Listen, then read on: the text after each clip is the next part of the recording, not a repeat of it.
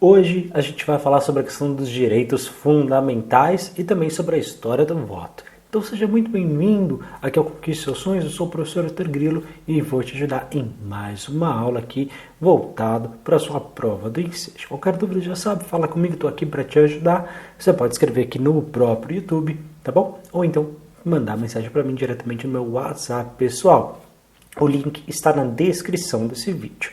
Bom, não esqueça de dar o like, comentar, compartilhar, clicar no sininho e também de nos ajudar caso queira, tornando-se membro ou clicando no botão valeu ou enviando o Pix. Bom, vamos começar então falando sobre a questão dos direitos fundamentais. Tá? O que são, Heitor, afinal de contas, esses direitos fundamentais que a prova do Enseja tanto fala todas as vezes?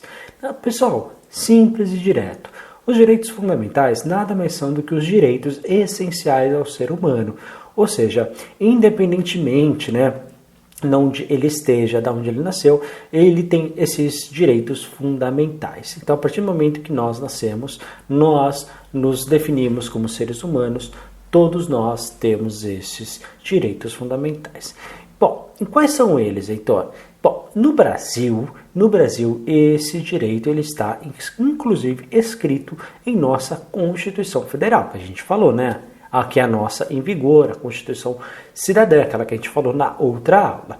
Heitor, e quais são eles? Segundo o nosso direito constitucional, nós temos 5 direitos fundamentais, tá? Entre eles, o direito à vida, o segundo, direito à liberdade, o terceiro, direito à igualdade, quarto, direito à segurança, e atenção, aqui é a segurança jurídica, ok? E quinto, a questão da propriedade. Então decora, direito à vida, direito à liberdade, direito à igualdade, direito à segurança e direito à propriedade. São esses 5 direitos fundamentais. Lembrando que não é segurança relacionado contra a violência, não, é segurança jurídica. Não esqueça disso. Então tem que saber dos 5 direitos fundamentais para a minha prova? Claro que sim, tá? Porque está na nossa Constituição Federal. Agora falando sobre a questão, a gente falou sobre a importância do voto e agora você tem que entender como é que nasce. E que a gente falou que hoje nós temos o voto universal. Mas sempre foi assim, Heitor? Claro que não, tá? Então vamos entender um pouquinho sobre como tudo começou. Bom, a história do voto, ela mudou muito no Brasil, porque a gente já teve vários sistemas, vários regimes, tá? Então vamos entender um pouquinho como é que isso acontece. Na verdade, o Brasil colonial, quando o Brasil era colônia de Portugal, já existiam eleições aqui no Brasil, não sei se você sabe. É verdade, eram eleições pequenas, eram eleições locais, obviamente que não era em urna naquela época, Mas em 1532 é o relato que a gente tem na nossa primeira, tá? Lembrando que o Brasil foi descoberto em 1500. Então, realmente, logo no comecinho, na Vila de São Vicente, você já teve ali a primeira eleição regional, tá bom? Bem interessante. Claro. Depois, avançando bem para frente, já falando aí em 1821, depois da nossa independência, a primeira eleição, digamos assim, mais considerada moderna, é quando a gente já tem aqui, tá? Só que, atenção, até então ainda não tinha para o chefe do executivo, famoso, Eu não vou dizer aqui o presidente, mas só para você entender aí o paralelo, tá? A primeira Constituição que nós tivemos no Brasil foi no ano de 1824. Naquela época se criou a Assembleia Geral, que hoje a gente chama, que quando você ouvir essa expressão Assembleia Geral, é a soma da Câmara dos Deputados Federais e também do Senado, tá bom? Então, a junção dessas duas câmaras é que a gente tem ali a Assembleia, tá bom? O voto, nessa época, em 1824, pessoal, era um voto censitário. Eu quero que você saiba isso. O que era o voto censitário nessa época, aí no comecinho do século XIX no Brasil? Apenas homens votavam, tá? Heitor, só homem, só, e mulher, negativo. Heitor, e qualquer homem votava? Também não. Tinha que ser homens acima de 25 anos de idade, tá bom? Então, 24, 23, 22, negativo, tá?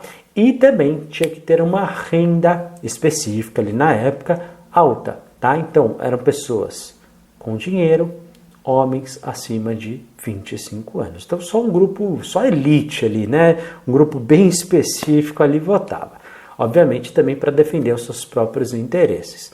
O voto feminino, pela primeira vez, só foi começado a ser aceito, sabe quando? Em 1935. Basicamente ontem, né, pessoal? Muito pouco tempo, infelizmente. Depois, você vai entender mais para frente o porquê ele foi suspenso, tá? Não só isso, mas vários outros direitos. E depois ele voltou em 46, tá? Mas aí quando eu falar desse período histórico do Brasil, você vai entender o porquê. E aí, em 46, o voto feminino voltou. Durou muito? Não. Em 64 e 85, lembra que eu falei? A gente teve a ditadura militar. Pois é, e nesse período, né, o pessoal ali não tinha como fazer a eleição, tá? A eleição, não tinha eleição da população em geral, quem votava eram alguns militares, enfim. E não vem ao caso agora, que sua prova não pergunta, mas o direito ao voto ele estava cassado neste momento, tá? Principalmente no início. Depois, você teve em 88, né, que naquele período, analfabetos e os soldados não votavam ainda, até que hoje, né, a gente já tem essa mudança. Hoje o voto, como é que ele funciona? Então, bom, você sabe, o voto ele é obrigatório, voto para maiores de 18 anos, sendo que ele é facultativo, ou seja, ele é opcional para, atenção, analfabetos ou pessoas de 16 e 17 anos, ou então pessoas acima dos 70 anos, beleza? Hoje nós, dentro do nosso panorama político brasileiro, nós chamamos aí de Nova República, tá? Ou seja, pós-ditadura militar. Olha essa foto aí, ó, todo mundo aí juntinho. Bom, só faltou quem? A gente vai chegar lá, vamos ver. Nós tivemos o primeiro presidente eleito, né, na ditadura, pós-ditadura militar foi o Tancredo Neves, só que, né, ele acabou falecendo antes de assumir, então você teve o Sarney, ok, no poder. Depois você teve o Collor ele tomou um impeachment, quem assumiu depois no lugar dele foi o Itamar, e depois você teve o Fernando Henrique, né, o FHC 2 anos, depois Lula 2 anos, depois você teve a Dilma tomou o impeachment também, né, e aí o Temer assumiu. Depois, na outra eleição, Bolsonaro, e agora, neste preciso momento, o Lula, tá bom? Mas o panorama político do Brasil muda tanto em tão pouco tempo, não é verdade? Olha só, né, quantos presidentes saíram, né, não assumiram poder, foram retirados, então realmente a história, panorama geral política do Brasil, ele é bem complexa. Hoje nós temos uma divisão de 3 poderes, hoje não é apenas um governo, né, apenas uma pessoa que manda, não, a gente divide, né, todo o nosso poder do governo e dividido em 3 forças, justamente para que um equilibre o outro. Quais são esses 3 poderes, Heitor? O poder executivo, o poder legislativo e o poder judiciário. O poder executivo, pessoal, nada mais é do que o presidente que é eleito, né, que nós votamos, e os ministros que ele indica, tá bom? Então todos eles, tanto o presidente quanto os ministros, o conjunto é chamado de poder executivo. Eles têm como função executar as leis, tá? O poder legislativo. Qual que é a principal função do poder legislativo? É fazer as leis, tá? Então você tem, a nível nacional, tô falando, tá? Você tem tanto os senadores quanto a Câmara dos Deputados Federais. Então, quando você vota num deputado federal, ele está fazendo leis aí para o seu país. Bom, e depois, por fim, o poder judiciário, que é justamente de julgar, né? Essa é a principal função dele, e que o principal é o STF, ou Supremo Tribunal Federal, que tem ali aqueles que exercem as funções ali do STF, são indicadas pelos presidentes do Executivo e também referenciados pelo Legislativo, ou seja, é bem dividido. Principal função do STF é defender a Constituição Federal que a gente viu, tá bom? Então hoje o poder ele é dividido nessas 3 frentes. Uma das leis também que eu quero citar, porque é uma lei relativamente recente, e todas as provas do Enseja ela está vindo perguntar. Então eu quero que você saia daqui hoje sabendo dessa lei, porque eu tenho certeza que vai cair. pela sua relevância, inclusive até para a sua vida, tá? Que é a Lei Maria da Penha. Então, que lei é essa? Uma lei que foi criada no ano de 2006, né? Que ela foi oficializada, na verdade, e ela basicamente cria mecanismos para prevenir e coibir a violência doméstica e familiar contra a mulher. Pessoal, hoje em dia, infelizmente, cada vez mais é muito comum, né, a violência doméstica sofrida pelas mulheres, não só no Brasil, mas a nível mundial. Só para você ter uma ideia, a ONU ela fez uma pesquisa que contabiliza que 7 em cada 10 mulheres no mundo já foram ou serão violentadas de alguma forma em algum momento da vida, tá bom? Violência nas mais variadas formas que você puder imaginar.